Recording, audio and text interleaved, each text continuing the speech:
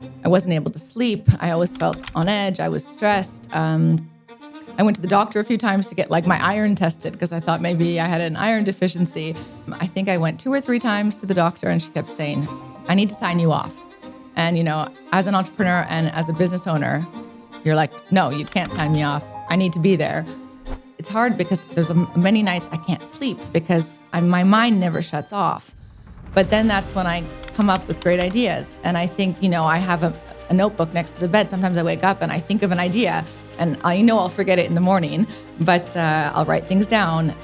So for me, like I said, for me, it was my superpower because my mind never stops. And that's where all the ideas come from. I heard the son say, oh, I'd love to go into the kitchen. And obviously you can't do that right in the middle of service because the chefs will probably lose their mind. But at the end of that meal, I said, what would you like for dessert? And they wanted ice cream. So I said, okay. So I brought them back into the back of house, into the chambre froide. And I said, these are the flavors, gave them the spoons. I said, serve your ice cream. And they were so happy. A lot of blood, sweat, and tears have gone into the last 15 years of my life. But I think every experience shapes you in a different way. And it's very important to have all those experiences. Was there a moment you wanted to quit in all those years?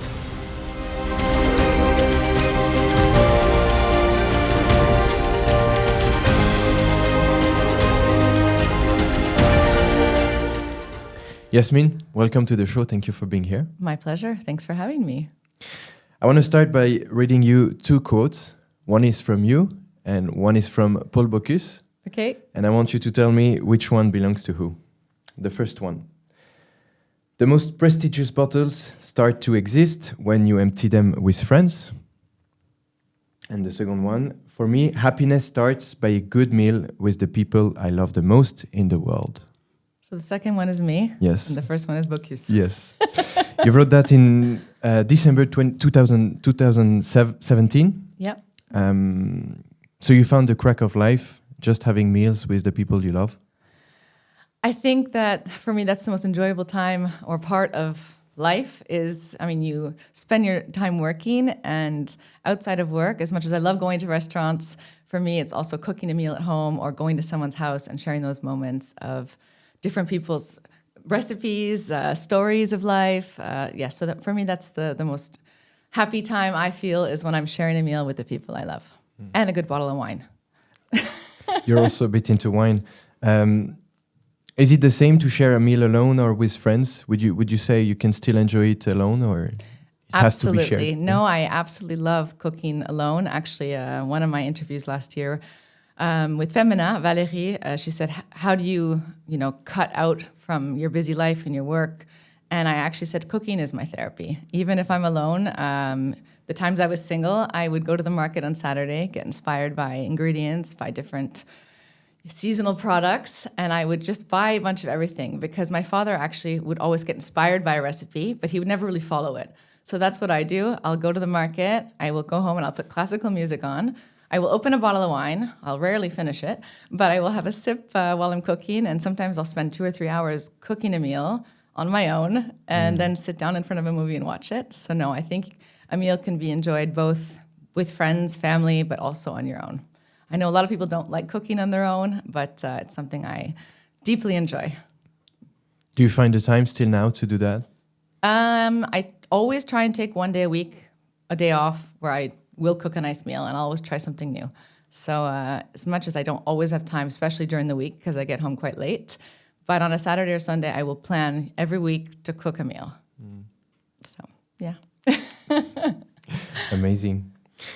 If we go back to your genesis, you finished DHL in 2010, and then you have a bit of traveling. You went to London first to work, and then Toronto, where you did the opening of a restaurant for the 4th season. Yes. And one point I found very interesting is that you were managing 60 people at 23 years old. Yes, yes. How does that feel? How do you manage not being, like people listen to your orders, and especially when you have employees that are older, I guess? Yeah, so actually, just before the 4 seasons, I was working in a restaurant called Paesi. He's had that restaurant for over 30 years, catering, and he had 2 restaurants. And I started there actually before seeing the ad that they were opening the 4 seasons. And the owner of that company had said something in his recommendation letter for me that really probably motivated me for managing 60 employees, is that he said in 30 years, he'd never seen someone gain the respect of veteran staff twice her age and gain their respect. And that was actually words that will follow me and have followed me throughout my career, because I think that it is scary. I mean, I went from managing maybe 10 employees in that restaurant to having, to do plannings for 60 employees. But I think it's always the motivation you get from previous experiences, and his words have led me throughout my career. And I think that as much as it's scary, I think you just have to face it head on, and you always have to lead by experience. So I'd be the first one in the morning because I was in charge of the day shift, the breakfast shift at the Four Seasons in Daniel Boulud's restaurant. So it would be coming in, I would come in the morning, check the schedule, check the roster, put people in their rang, hostess, chef de rang, commis, etc. Speak with the kitchen, speak with the front of house, always do a briefing before the service every morning. And usually I'd be gone around 8 to 10 p.m. So yeah, I would be doing 12, 14, 16-hour shifts. But I think at that age, all you want to do is advance in your career. So you have to get the work done. You're there. I wanted to prove to myself that I could do this job. So as much as it was scary, I think I learned so much as well from the director I had. His name was Hani. He was fantastic. Again, I think it all depends on who's leading you, because they have to give you the space to work on yourself and find that trust that you can do the job. So that's what I try to do with my employees. I don't like to micromanage. I like to give them the liberty to prove that they're able to do the job, which inspires them as well. So it was one of the most challenging jobs of my life, but also one of the most rewarding. But you did the opening and you started with 10 employees and then it gradually grew to 60? No, so 10 was the place I worked before. Okay. And then I saw that Four Seasons had put an ad out that they were opening their flagship hotel, because Four Seasons is actually born in Toronto. Isidore Sharp is from Toronto. And so they had a hotel, their first hotel in Toronto, which was, I think, opened in the 60s. And because Isidore's from Toronto, he wanted to open his flagship hotel, which was the one we did in 2012. And so I actually started before the hotel opened. So it was, putting everything into place for the restaurant, the table plans, the cutlery, the napkins, going through the whole process of how are we going to open this restaurant in the best way possible. Okay. And you started with 60 people? Oh, yeah, because there was the Café Beaulieu, which was upstairs, and we had the D-Bar downstairs. So between the two, obviously it's a hotel, so it's open 7 days a week, breakfast, lunch, dinner. We had 60 people on the roster between the bar and the restaurant. So you came to this position knowing that you would manage 60 people directly. It wasn't a gradual No. It increase. was from day one. How did you... Where did the courage come from to actually, say, I'm able to do that at 23? Because I don't think it's very obvious. Well, before this, actually, because I think I've lived 20 lives in the last 20. But when I was in England, I was actually, before this position, I was F&B director at Malmaison Hotel. So that was when I was 22 or just before. And so I was also the DM, so the duty manager at the hotel. So this job, I think, also prepared me because I had to manage all the staff in the restaurants. I also was in charge of the hotel when the director wasn't there, so I'd have to sleep over at the hotel. If there was problems at 3 a.m, I'd have to go down and deal with the clients, deal with complaints, fire alarms. So I think you just have to take what's thrown at you and do what you can in every situation. And I think doing it with a smile and motivation and not showing that you're scared, because if you show any weakness, people will feel that. So even if you don't feel 100% confident in something, just act like you do and you'll get the job done. Fake it until you make it? Fake it until you make it, all the way. Okay. So you don't listen to your fear? Or you listen to it? I listen to my gut. And usually it says I can do it. So I fight through it. And there's times I've gone into a back office and started crying, but I wait 5 minutes, I breathe, go back out and attack the problems, face on. Do you think it's innate to you, or do you think you train it, this ability to, especially in F&B that is so high paced and... I think hospitality is definitely not for everybody. I think it has to be something that you're so passionate about that you just make it work. Because again, hospitality, you rarely have a life. Like I say, for me, hospitality, it's not a word, it's a lifestyle. And it's what I love the most, because every day is different. Every day you face new challenges. Every day you have staff issues, problems in the kitchen, sicknesses. So I think it's something that you learn to deal with day after day after day, and you just fight the fires as they come and try and do it with dignity and kindness and lead by example. Very good. After your world tour, you come back to Switzerland, Yes. First in Geneva and then in Lausanne. In Geneva, you changed a little bit from F&B. You were in the concierge side, but we just spoke about it before. There is a beautiful link, and I think between concierge and F&B. Oh, for sure. So I was in the concierge department for 2 years as chef de brigade. And it was a completely different world, but very similar. I think actually working in the concierge leads you to want to make every client's experience a different one. Because in the concierge department, you receive every kind of request. We need these theater tickets now or yesterday.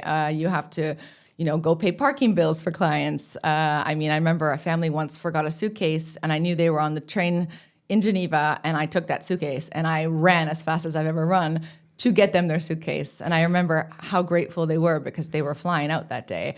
And I think it's always about going above and beyond. I think we learned that at EHL. I think you're instilled that at the Four Seasons in customer service. And so, conciergerie is hand in hand with hospitality, because you're always trying to go above and beyond to make a customer's requests even better than what they requested. We spoke about the experience. Yeah. So you want to make always the guest, you want always to your service above and beyond to satisfy the guest. Yeah. Is there a place with experience that you can find in F&B as well? I think this sounds mundane, but even if you know that someone's coming in and on the phone they say they're celebrating their 50th wedding anniversary, I think, of course, in French dining and Daniel Boulou, you'd write something on the plate.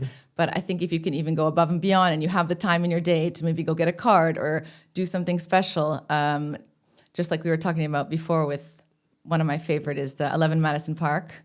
And his most significant experience was that he had guests in his, Michelin restaurant in New York, which is very famous. And the table said, he overheard them say they never got to try a New York hot dog. And so he ran down to a street vendor, brought up some hot dogs, cut them up. His chef was not very happy, but he did it. And he said that was one of the experiences that really blew the guest experience out of the way. And so it doesn't always have to be a big gesture. It's more about overhearing the tables when they're speaking and doing something that will change their experience of the restaurant or the hotel.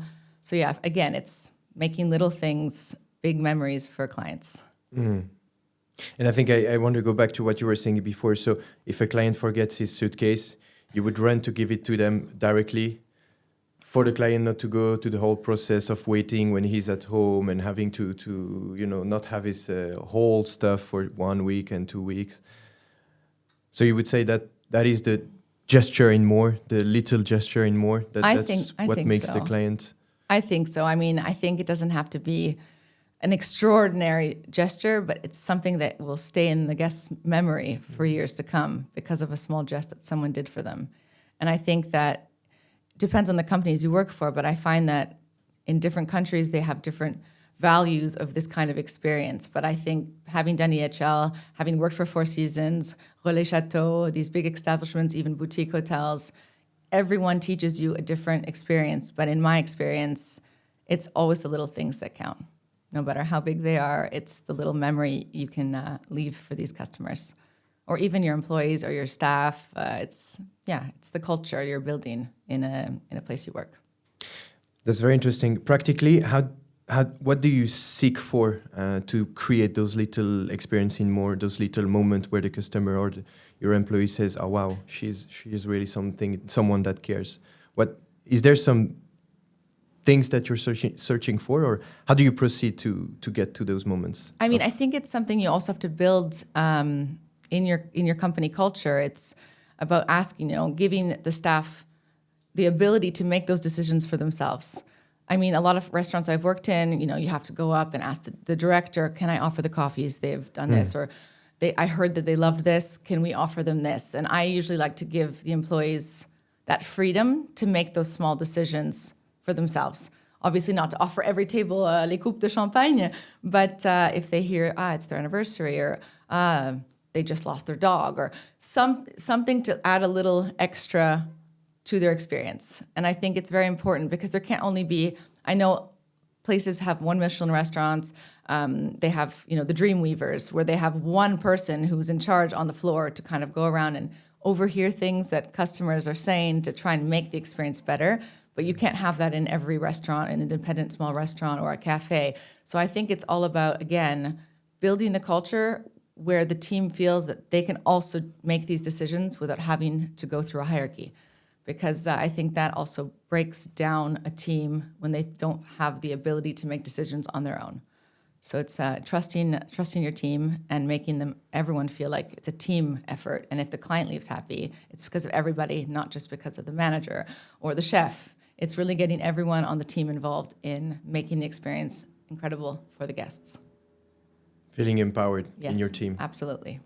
And the listening part, you mentioned it. Do you think it's a good way to actually get to those? I'm trying to understand as a person, or firstly, is it innate, or can you learn how to create those experiences for guests? I'm trying to understand. So the listening part, do you think it's important to create those moments of? I think it is because, I remember last summer even, I think, I was talking to a table and their kids were at the table, and I heard the son say, I'd love to go into the kitchen. And obviously you can't do that right in the middle of service because the chefs will probably lose their mind. But at the end of that meal, I said, what would you like for dessert? And they wanted ice cream. So I said, okay. So I brought them back into the back of house, into the chambre froide. And I said, these are the flavors, gave them the spoons. I said, serve your ice cream. And they were so happy for this experience. And again, it's something so small. It's 2 ice cream scoops per kid, but they got to come to the back of house and serve their own ice cream. And I think that's something they'll never forget. Also made their parents very happy. So again, it's something that probably cost 8 francs, but it's the experience of getting to go back of house with the manager or with someone on the team, or having the chef come out and say, come with us. So it's little things that don't cost much, but will create forever memories. So I think, again, it's all about listening, because if you can go into restaurants where, like many big cities, where it's not that they don't care, but it's like, okay, it's a tourist restaurant, so they're not going to try and make every experience special.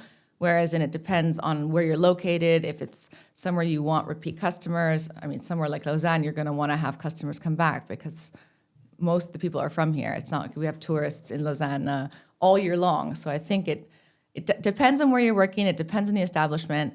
Clearly in an airport, you're not going to get that, go the extra mile. But I think you can make small memories in any kind of restaurant, any kind of bar, any kind of hotel.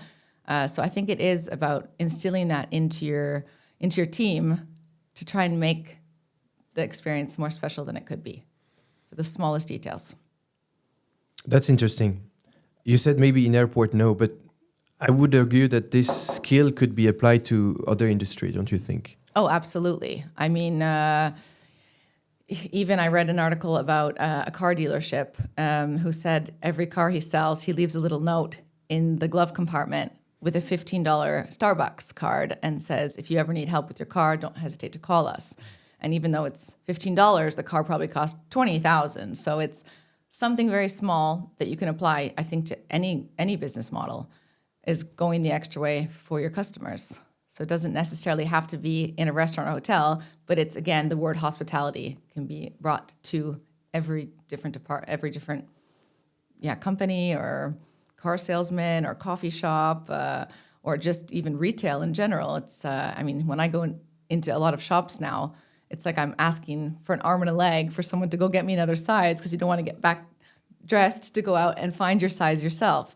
And I find that not all industries have lost that sense of hospitality, but I think that hospitality is something that should be brought to every job, not just hotels and restaurants. That's very interesting. There is this phenomenon where hospitality is such an old industry. It needs to be reinvented in some ways. But we hear more and more that hospitality should be implemented in so many others industry. And I think where we are driving, at least right now, and you tell me if you agree, but it's really to, we come back again to creating those experiences to guests, because I think that's what also the guests are searching for, experiences. Do you think that is what makes you passionate about your industry in general? So having the guest amazed by the service you provided?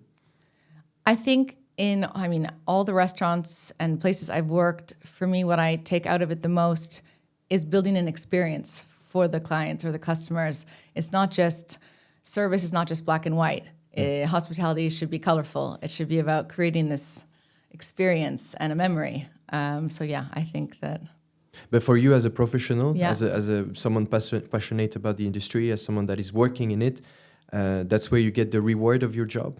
I get the reward of my job from creating experiences for customers, but also for creating the culture at work, for coming in, because when you're at work in restaurants and hotels, they become your family. It's people you spend more time with at work than you do with your family at home, because essentially you spend most of your days at work, 5 days a week, in hospitality, 10 to 14 to 16 hours a day. So I think it's also about having that culture at work where you know that your team are happy to come in, that it's not a job, they're having fun as well at work. It can't just be black and white, come in, do this. I think it's all about building a community at work, building a family, and really instilling that into all parts, kitchen, front of house, cleaners. Really everyone is contributing to the final experience because we're all working together daily.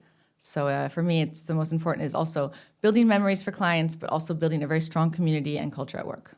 Okay, that's how you get the rewards from your job. Yeah. Amazing. If we continue a bit in your career, after Geneva, working at the concierge at the Four Seasons, you come back in Lausanne, and here you're manager of different restaurants. Yes. But there is a point in your life where you say co-founder or nothing. Yes. How does that come, and where do you get there? I think I started working in restaurants when I was 14, very young, but I always wanted to work since a very young age. Actually, my first job, I think I was 13, and it was the House of Frankenstein because I lived in Niagara Falls, and it's mini Vegas.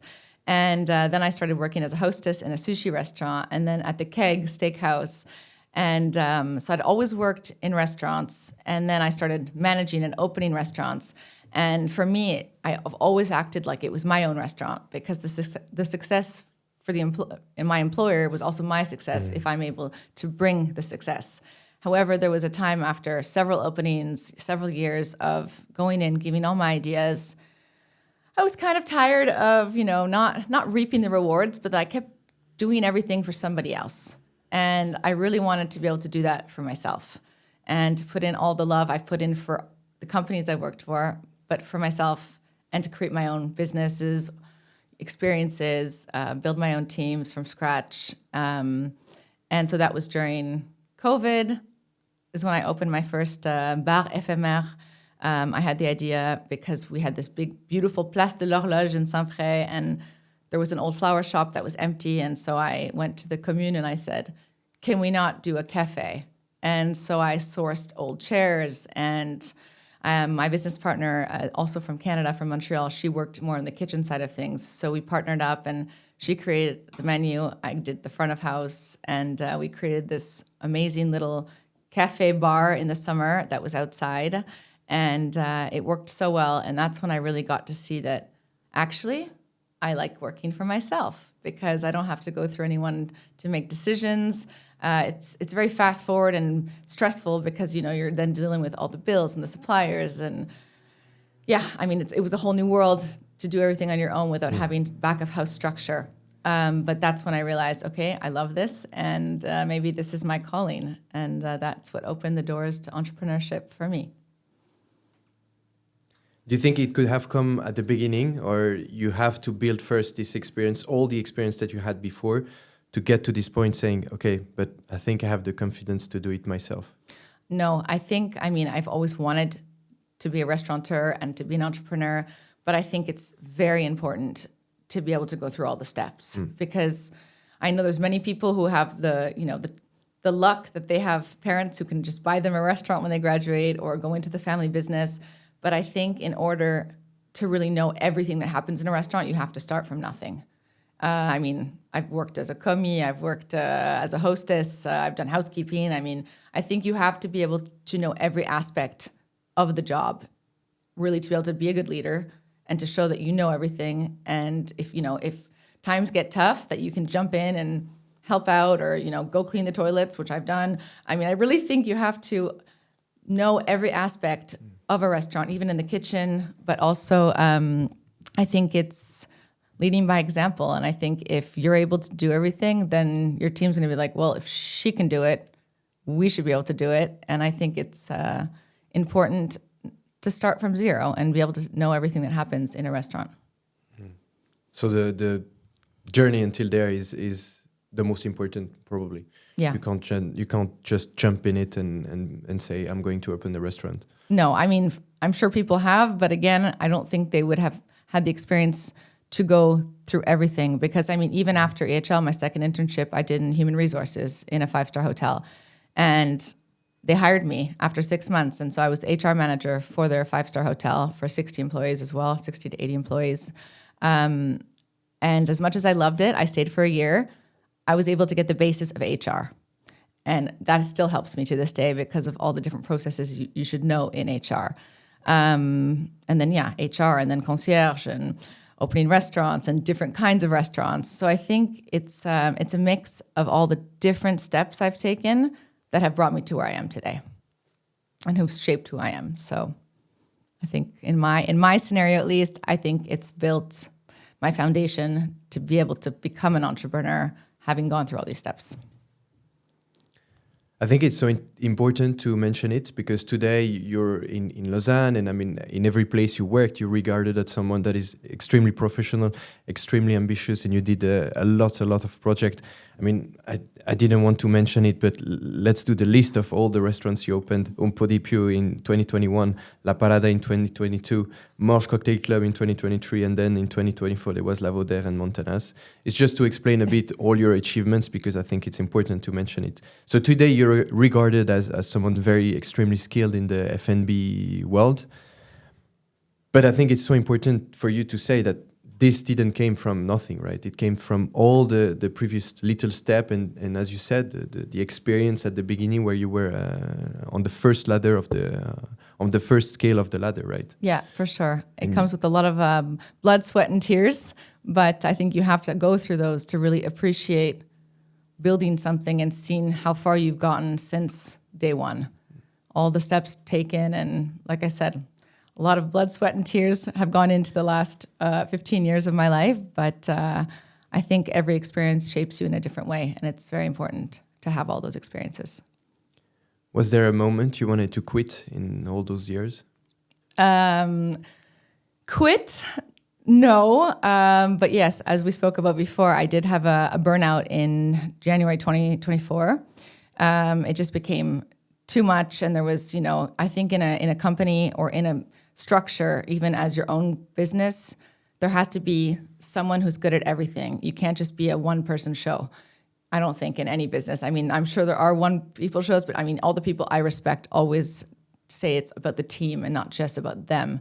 And in January 2024, I was managing the staff, the events, the PR, hadn't done the deco, but then everything that's back of house, you also need the people who are skilled at accounting, at administration. And obviously I'm a creative and I have ADHD and everything that's organizational, I can do it to a certain extent, but I think in a team, in a business, you need the different key players so that you all work together and that everyone has their strong points, their weak points, but that you complement each other and work as a team. So, but again, having had that burnout, it made me realize, okay, this is what I'm good at. This is what I need to focus on. And so for the next job, I made sure to be very clear. And I think that's important for people who maybe want to do everything but can't. You shouldn't try and do everything because it's not good for your health. It's not good for your mindset. It's not good for your sleep. So I think it's good. It was a turning point for me because that's when I really was then very clear for my next job and next roles to say, this is what I'm good at.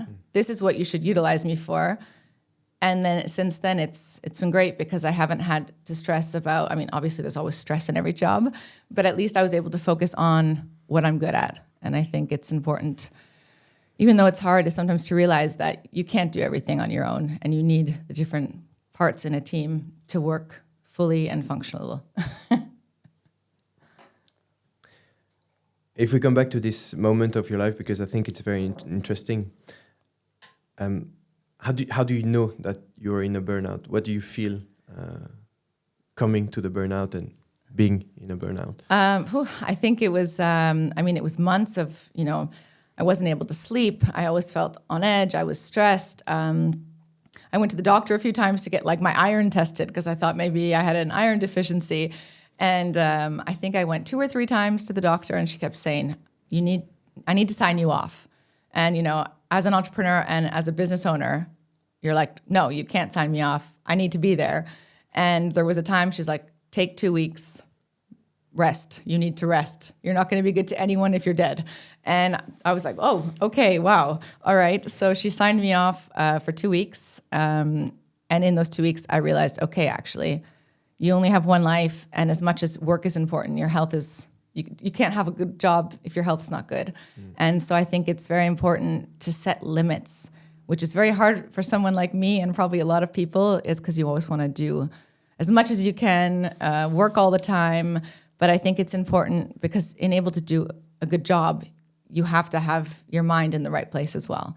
So I would say push your limits until you can't anymore, but don't get to that point where it's affecting, your sleep, your relationships. I'm someone who loves going out and exploring new restaurants and concepts. And I was at a stage where I just didn't want to do anything. I would go to work, come home. And so I think finding that proper balance between work life and personal life is very important. And it took me 36 years to figure that out.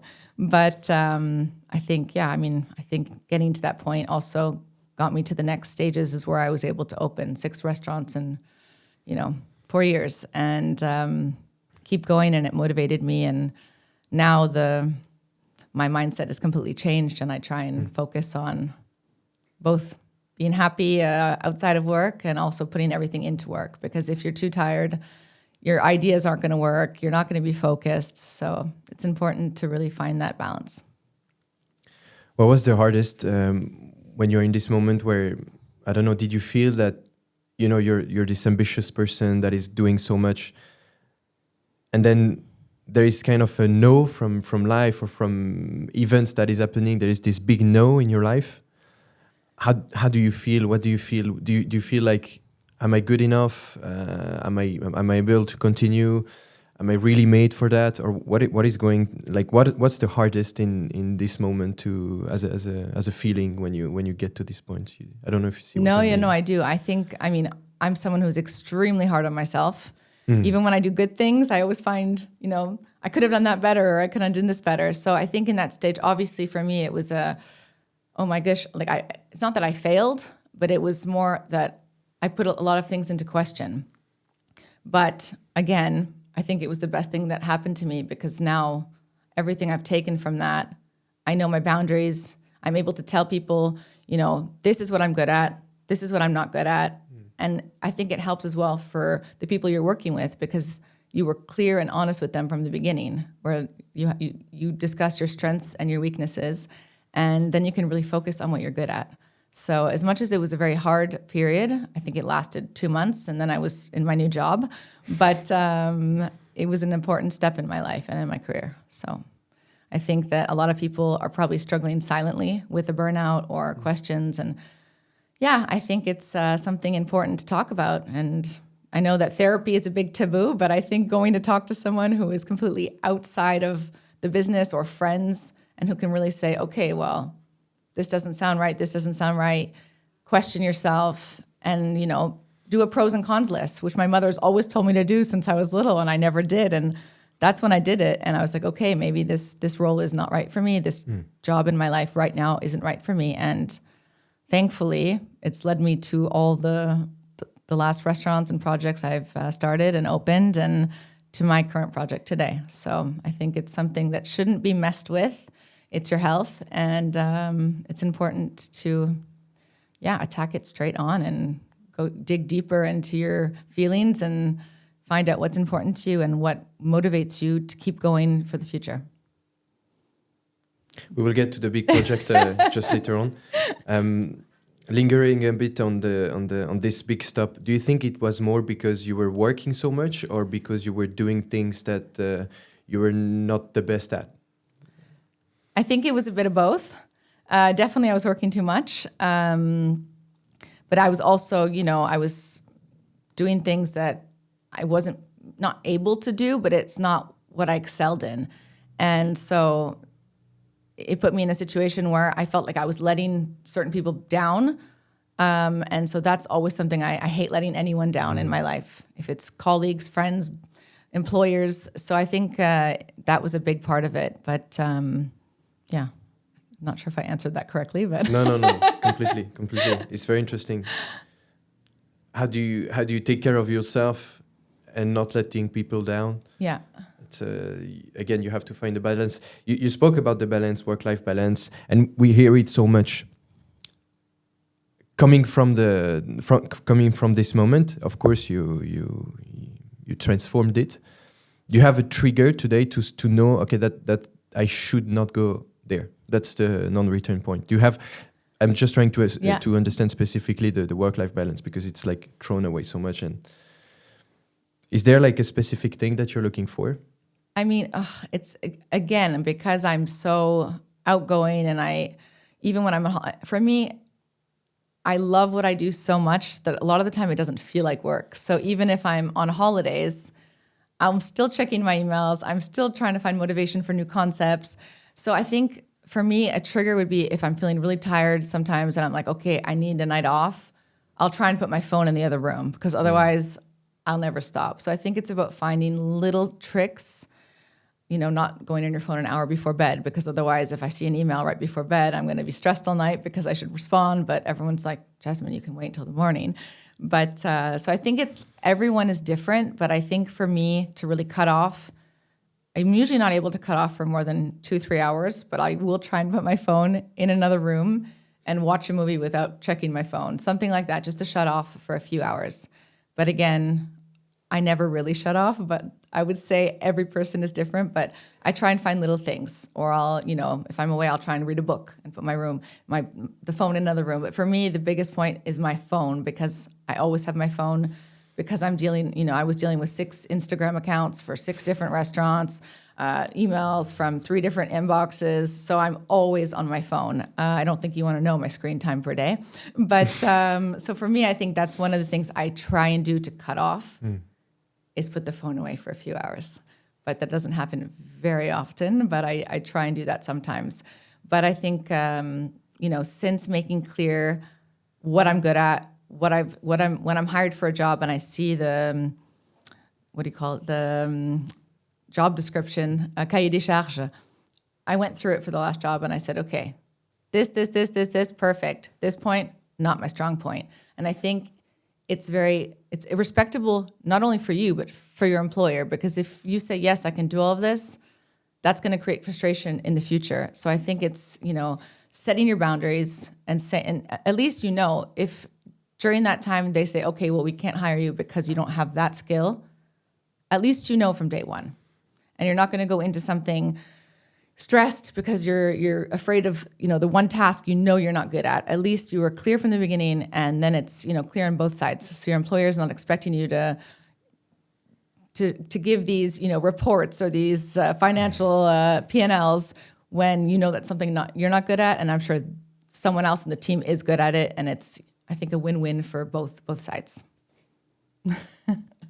That's very interesting, because I'm just feeling like you can say that now because you have so much of accomplishment before, and you've been through all these steps in your life in this journey.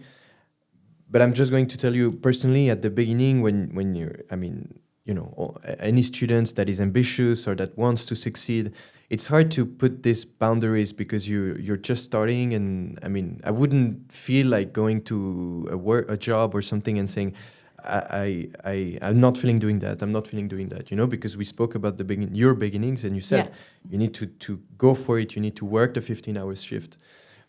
How do you, what would you suggest or advise, or how do you reconcile this thing of today you can say that, and I think it's so interesting, but would you suggest me to do that if I go to a job interview in my position right now? Or I think it depends really on what the position is, because I have to say as well now, I mean, you've got AI and ChatGPT, and there's so many things you can learn that you're not good at. So I would say someone just starting, maybe not to do that from day one. But again, I mean, I've had over 20 years of experience.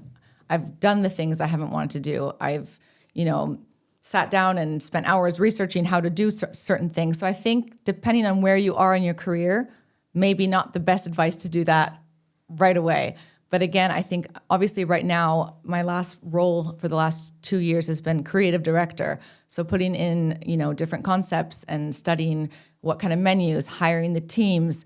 So as a creative position, I think it's totally normal if you're hired as a creative director or something with concepts or creativity. I think it's also maybe not obvious, but if it's someone who's creative and who has ADHD and who's all over the place, but also brings that side to the company, I think there it's okay to say, listen, accounting's not really my forte, because I'm sure you can be all creative, financially amazing at doing reports, but I think it's probably rare to find both in the same, especially as a creative director. I mean, I'm sure if you go to Vogue and you want to talk to the creative director, I'm sure that creative director is not doing the P&L for Vogue. So I think it really depends on the company culture, how big the company is. I think in bigger structures, obviously you have the HR department, the finance department. If it's a startup company, you probably have to be able to do everything. So I think it all depends on the company, the position, what the end goal is. But maybe don't go in and say that right away in your first job interview. But I would say depending on how many years experience you have and your resume and what you've, produced in the past, I think if people want to work with you, it's probably because of your vision, your creativity, and not necessarily if you're good at numbers. So. You're right. Because today ChatGPT is very good with numbers. So yeah, and I mean, I'm 38, so ChatGPT was very new to me this year. It really does help, for translating emails and all of this stuff. But I still don't know how to use AI probably as much as I should be able to. I've signed up for a few courses, but I mean, I've heard even recently at EHL they have courses now on ChatGPT and AI, which is something they did not have in 2007. So I think we're going into a very scary future with all of this, but I think it also helps in certain ways. But I think anything related to creativity, sure, you can, for me, I've used Pinterest for years and I have a million different boards for concepts, but I don't use ChatGPT or AI because I think I'm creative enough, but if it's anything for, like P&Ls and all this stuff, it's much easier for someone who's not good at that to say, okay, help me understand these numbers. That's where I would use ChatGPT now. But it's that would be my advice. I think that's interesting to talk to you about that, because you're really on this creative side, and I respectfully want to challenge that. But ChatGPT or any AI can do many things, and creativity is becoming a big thing, And probably, I think it's something like half of the video that exists on the internet are completely made by AI. Yeah.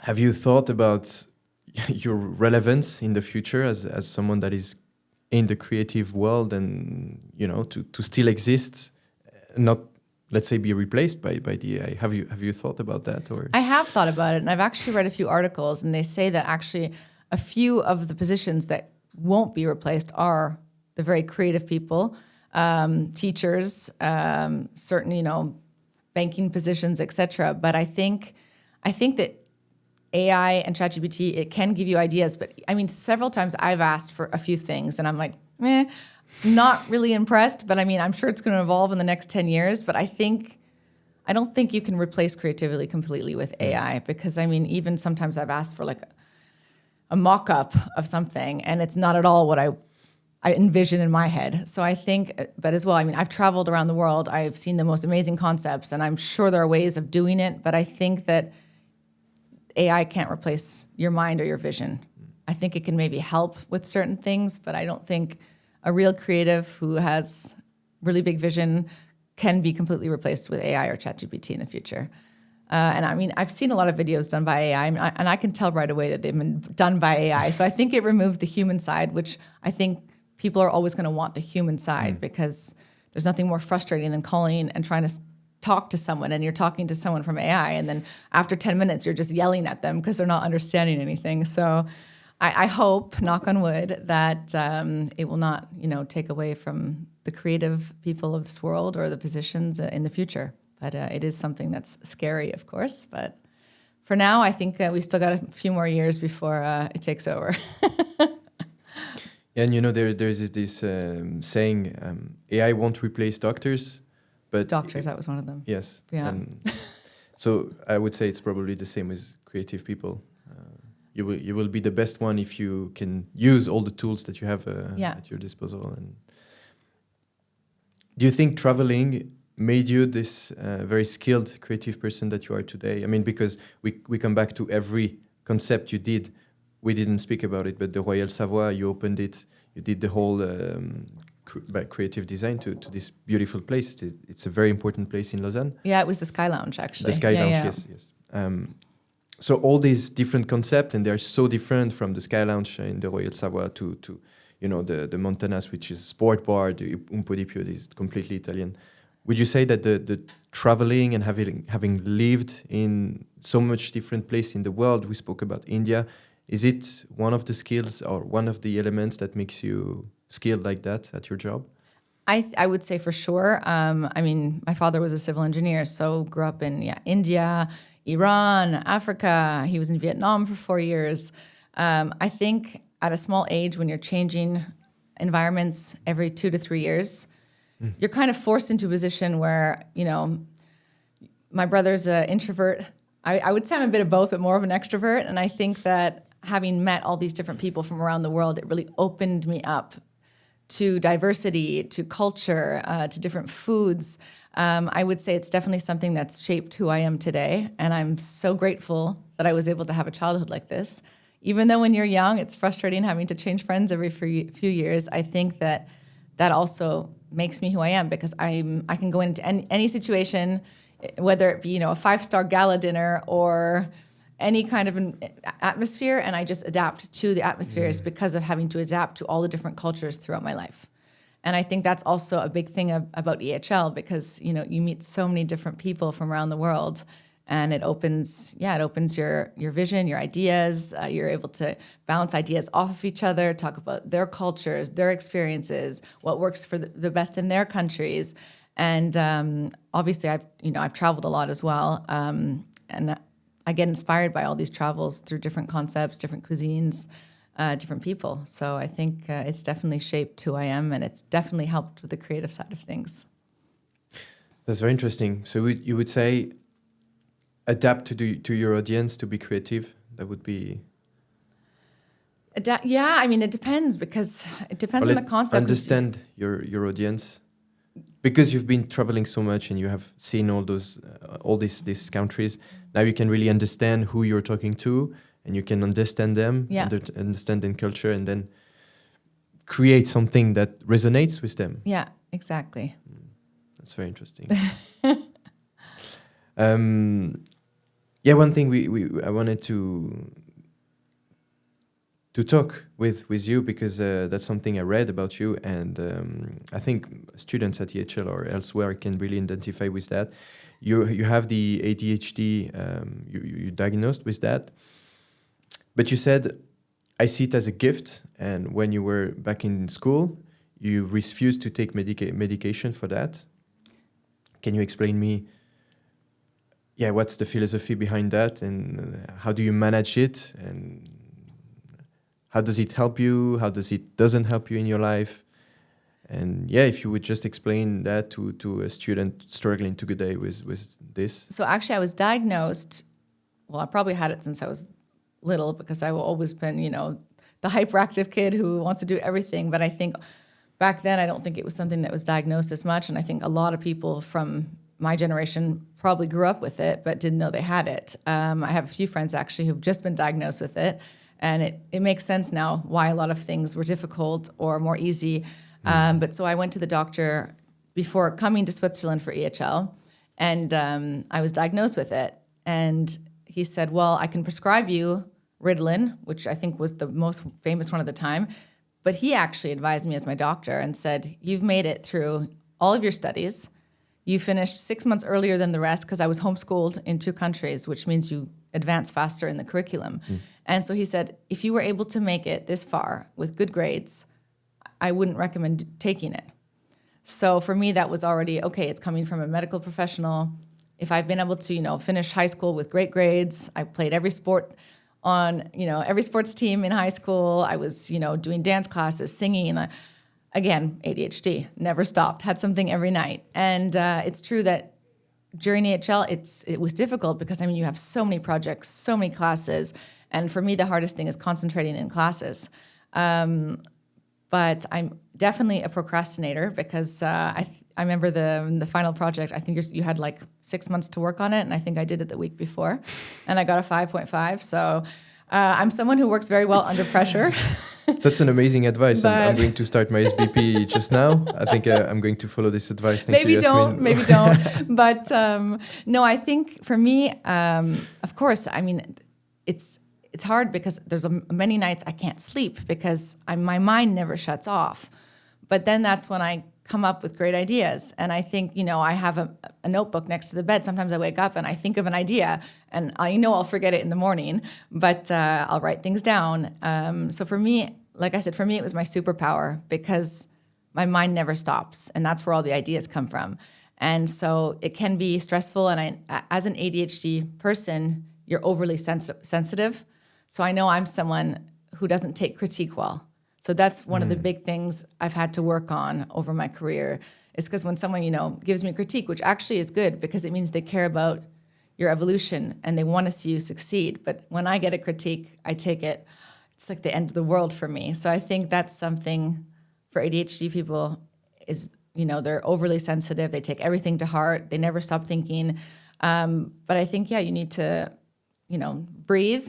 Maybe go home, think about the critique and say, okay, well, maybe this is a good thing. This is how I can make this part of my life better and move forward from that instead of taking it as a, breaking down and closing off, because that's what I did a lot of the times when I would get negative feedback from a boss or, obviously you get praise as well. And praise is the best thing in the world.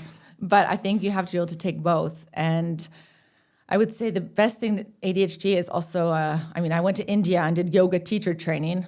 Definitely not very good at yoga, but I went more for the, the spiritual side and to try and ground myself. And it did help. I went for, I did 300 hours and 200 hours and I went on my own to India. And I think that really helped me as well. It grounded me. But I think it's every ADHD person has to find their own way of coping with that your brain never stops. But I also think it's something to take into mind that's also your superpower. That's where, the ideas come from. That's where a lot of inspiration comes from. So I think everyone handles it differently. But I have a few friends recently who've also told me that, I think that's their superpower because that's where they get all their ideas from. So it's not always easy, but it's something that I think has shaped who I am and that's brought me all my creative ideas.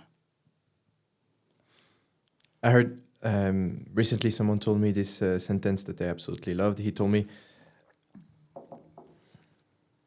sensitivity is a superpower that is first lived as a fatality. And I say that because from what you explain, it translates, and you tell me if you agree, but it translates as at first, you leave it as a fatality, as a flaw, and then you discover the superpower after. Would you think that what happens with you at the beginning in school or when you're younger, you see that you're different, you see that you're not the correct, let's say, and then you learn to discover it as a power? Yeah, I mean, it still can be a bit of both. I remember I had friends who always say, "Oh, you're so annoying to talk to because you never listen or you change the subject." And actually now, having had that feedback for so long and obviously linking it to ADHD, now I really, when someone's talking, I really try and engage and listen, because it's true. I've cut people off many times while they're talking, because, and it's not against them. It's just that your head is, never stopping and you're not fully maybe there. That's like in EHL when I was in school sometimes. I'd be fascinated by one subject, and another subject I would just completely blank out. Like I was there, but I wasn't there. So I think it's also, realizing, like you say, not trigger points, but realizing what certain things are when friends give you feedback, and then really taking it and working with that. So now, I try and be fully engaged when a friend's talking to me. It's not that I wasn't before. It's just that, again, it's not your fault when you have ADHD. It's just you can't help it, that your mind just goes off into a million different directions. So I think it's working with feedback you receive from friends, family, colleagues, managers, and saying, okay, I know that if this situation happens, instead of handling it as an attack, I should handle it as they care and they're giving me feedback to help me grow. So it's something you learn how to live with. You learn how to live with, and you learn different tools. I mean, I can't think of a book off the top of my head, but there's many different books, podcasts. I mean, ADHD just on Spotify. And there's ways of, for me as well, to sleep. I was never able to sleep because if I heard something, a cat meow outside, I would wake up. So now I listen to white noise. I've been listening to white noise for the last 3 years. And I can tell you it was a game changer for me. I listen to usually rainstorms and thunderstorms and put it quite loud. That way no noise from outside can disturb me, and it really helps me focus to, okay, I'm going to sleep. So I think it's finding the tools that work for you as an individual with ADHD. But there's certain different quizzes and apps you can take where you can do 5-minute exercises per day to, focus more. Or, right now there's a million different things, apps you can use for ADHD, depending on what kind of ADHD you have, because there's like severe, there's many different types of ADHD. And I think finding out what your trigger points are, what can help you, is actually a very helpful resource when you live with ADHD. So I would say, if you have ADHD and you don't yet know your trigger points or how to make it better your life, I would do more research or download the apps. It's like 5-minute exercises per day. I will look into it later and send you a message to give you the apps. But I think that would be something I would recommend, is to really go deeper into, what motivates you, what demotivates you, because I think every person has a different trigger point. Yeah. So would you be able to say that getting to the point to take Ritalin, it would be because you, let's say, didn't really try all those things? And would you say that it's possible to live with? Or I think it is. When I had my burnout, my doctor at the time told me to try, it wasn't Ritalin, it was something else. It was called Elvance. And so I said, okay, well, you know what? I'm 34 at the time. Why not try it? And so I tried it for 3 months, and actually, because it kind of it doesn't numb you, but I really felt a difference, and I was like, okay, no, this is not for me. So I think that if it's something you think could help you, I'm not against medication if it's something that is going to help someone, but I think every person is different. And for me, it was during my burnout period. I tried it, but I felt more numb than anything else. And so I didn't like that, because I felt like it was taken away from the person I was. But then again, I'm sure there's people it's really helped. So I think each person has to try what's best for them. And maybe medication is better for some people. I think that now they medicate kids way too young. But again, I can't judge because I'm not a doctor. But obviously back when I was a child, I probably had ADHD, and I lived with it. I played outside. I made tree houses, played every sport. But I think it's more about, not tiring yourself out. But when you have ADHD, you have to go to the gym or go do yoga or go for a run, or you have to get it out because you've got so much energy all the time that I think it's more about finding what's right for each person. So that's the advice I can give.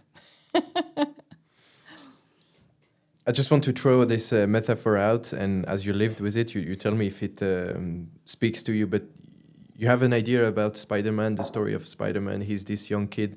He gets bitten by the spider, and then he's discovering that. But at the beginning, like he's throwing the web, and he's like stuck, and he doesn't understand how to manage that. And then he becomes Spider-Man because he learned how to actually throw the web the right direction, to actually jump the right way. Would you say it's a bit the same? So at the beginning you have this, you don't know how to deal with, you're caught up in your head, you don't listen, you miss the exam because you were caught up in your head, and then you learn and you become Spider-Man. Does it speak to you? Or Yeah, it actually does. It does speak to me. Like I said, I lived with it for the first 18 years of my life without really knowing what it was. And I think that once I did know what it was, and once I was able to really use it in my work as an everyday superpower, that's when I started working at my best rate. And that's when all my creativity really came alive. And so, yeah, I can definitely relate to Spider-Man. That's so interesting. Thank you, Jasmine. To get a bit on the end, this year, I think it was a big year for you. Great event happened. Firstly, you got married, so congratulations for that. Thank you. And then the Fine Artisan Group that you were already working with, but you took this project director position for this huge project. Firstly, how does life change when you get married from before? Well, the poor guy, I don't think anything's changed because I work so much. No, I would say it's more about having someone that's always on your team. And I think, he's extremely supportive. He works from home, which is nice because he's able to take care of the dogs while I'm working all day. But I would say nothing drastically changed because I wasn't obviously looking for a new job. And then this amazing opportunity came to me, and our wedding was planned September 13th, and I started the new job officially on September 15th, so 2 days later. So there'll be no honeymoon, at least for, another 6 months, 8 months, a year, who knows. But I wouldn't say anything's changed dramatically because obviously everything happened in a snowball effect, and started, head on with this new job 2 days after, even though I started, on the side midsummer after every evening I was trying to work on the new project. But it's nice to have someone who's your cheerleader and is always supportive of you, I would say. But I've been lucky enough to have that with my friends here and my family in Canada. But I would say just having someone on your team 100% of the time. Right. And that understands you, understands your hours and in which industry you're working, because it's a special industry, right? Yeah. And then project director for this immense project that is going to be set in Beaulieu in 2027. Yeah, so the project is Les Halles de Beaulieu. It's not sure if that's the final name yet, but they've been working on it actually, I think, for about 2 years on the concept and the idea. And they approached me because they were looking for a chef de projet for this. And because of, all the creative concepts I've worked on in the last few years, I think it was, I think that's what led them to me to offer me this position. And first of all, we have to rebrand the restaurant that's at Beaulieu right now because it was taken over by Beaulieu. And so right now, with the executive chef, Benjamin Le Maguet, who also has a Green Michelin star, 14 out of 20 Goemio, very talented young chef. We are working on the rebrand of the restaurant for January, February 2026. And in parallel to this, we are working on the concept and the different ideas for the future Halles Gourmande, Halles de Beaulieu for 2027. So it's the biggest job of my career, the most exciting. Also a little scary because, it's I've opened 11 concepts in the last, since 2010, but this is pretty much opening 10 at the same time. So I was actually in London last week getting inspiration through all the different food halls and markets. And so, right now it's we're full on into developing this concept and contacting different, restaurants, different stands from around the world. The whole point of the Halles is going to be on 4 pillars. It's eat, meet, learn, create. So we want to make it a space where people can come and, enjoy food, but also, learn I'd love to have an incubator, something with EHL, where students can apply and faire un concours for a concept they believe in. Because when I was at EHL, I would have loved to have opened a restaurant, but I didn't have the funding and the resources. Where if you have something like this, the students can come and test a concept for a few months and see if it works. And then we also want to have, a working space because it's going to be on 2 floors. I'd love to have, a creators corner where we have local Swiss designers or creators, an art space, a cafe. The whole point is really for it to be somewhere for people to come and learn, enjoy food, and take them out of the everyday normal life of Lausanne. And you think that would be the concept of the future? So not only we go to the restaurant and it's very classic, you receive your plate. It's really a whole experience. You go for meeting new people, eating, and having this whole environment. Do you think that matched the future in terms of F&B and where we should head? Yeah, I think so. I hope so. But I think, especially right now, like the spending power, I think that people don't necessarily want to go out and spend. Of course they do sometimes, but I think somewhere like this where you can attract, every age, every experience, to have, 10 different styles of food, but also have somewhere maybe you can come and have a cooking class, an atelier, to have a cheese and wine tasting.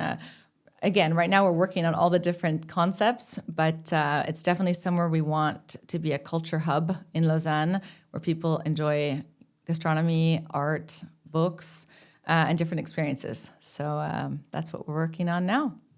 See what the future holds. So it's not just a new restaurant because so there will be the fine dining, there will be the brasserie. So the restaurant we have in the front, which has already been there for 3 years. So we're rebranding this. And then behind the restaurant, we've got 1,800 square feet where we will build the future Les Halles. Okay. And the concept is food stand, 12 to 18 months? 8 to 10 stands. Okay. Yeah. And they stay there for 12 to 18 months? Yeah, we don't actually know the full models yet. It could be 6 months, it could be 12 months, it could be, renewed after 12 months, depending on the success of each stand. But right now we're working on all the different modules and what we're going to create. Would you say it would look like the Borough Market in London? Is it a bit So the same Borough idea? Market actually it's more of like food stands. Yeah. It's more of like a covered market where they have a bit of outdoor, oyster stands and you can get sandwiches and everything. This is more, it's completely covered, first of all. We will have a garden in the back, which has around 100 seats. But it would be more of, I think, different stands. So I would say more like Seven Dials or Market Halls in London, which are more closed. And again, they also have about 8 to 10 stands. You have to have very diverse stands, not 2 of the same concept. They can't be competitors to each other. People really have to come and feel like they're traveling around the world or different flavors. And then, like I said, we'd love to have an area with a library and co-working spaces and a cafe. And so, the details aren't set in stone yet, but we're currently working on this. Okay. But the idea, because that's how I imagined, I don't know if it's so you have the hall, you have the stands, and you can just take, for example, I don't know, empanadas, and you sit with other people and they have the other food. That would be the idea. Yeah, so I think we'll have probably different spaces, but the whole point is there'll be communal tables so people can sit and meet new people. But I think there'll be different areas because it's a very big space. So I think we have to have different atmospheres in different spaces. And depending on what people are looking for, they'll have the options to go into the area that calls to them the most. Well, I think that's a new concept in Lausanne and in Switzerland in general. So it's very interesting. Yeah, I'm very excited. Jasmine, thank you so much for everything you shared today. I think it was very invaluable. And thank you so much. My pleasure. Thank you for having me. Amazing.